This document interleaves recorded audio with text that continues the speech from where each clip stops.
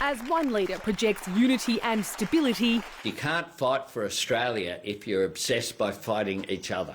Another prepares for a party room showdown. David Littleproud, sleeves rolled up, stalked by the man who wants him gone. But any challenge to his leadership, over before it began. So David Littleproud is still the leader of the Federal National Party. With that question settled, David Littleproud's now under pressure to reconcile with the Liberals after a fortnight of chaos and infighting. I'd like it to reunify now, tonight, today. As I said before, I don't think it should have split up. This happened quickly.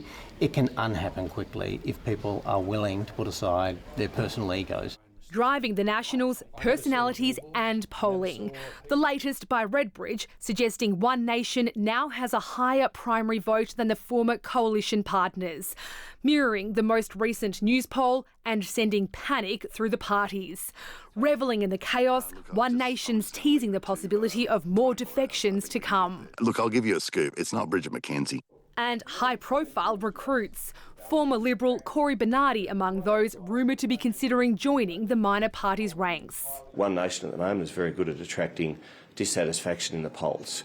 Whether the polls amount to votes come next general election remains to be seen, but we need to be better. People will mark us down if we appear to be more like a Days of Our Lives episode than a policy offering machine. I note that Married at First Sight begins tonight. It's a bit like that with the relationships on the other side. You know they're going to end badly. The Nationals backed a motion today calling for the coalition to be reunited, but it's unclear how the two sides will resolve their differences. Privately, the Liberals are looking for a concession from David Littleproud. They want him held accountable for instigating this split. And that raises the stakes for Sussan Lee. With Andrew Hastie out of the Liberal leadership race, Conservatives wait for Angus Taylor to step up. Jane Norman, ABC News, Canberra. David Littleproud survived the threat to his leadership, but the crisis for the coalition is far from over.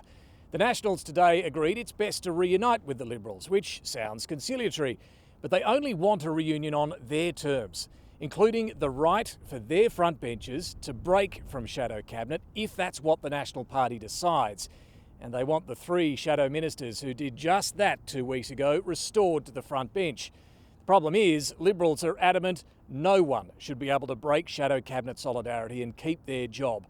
It's the sticking point, and neither side wants to blink. Sussan Lee is under intense pressure within the Liberals and can't afford to give any ground to the Nationals.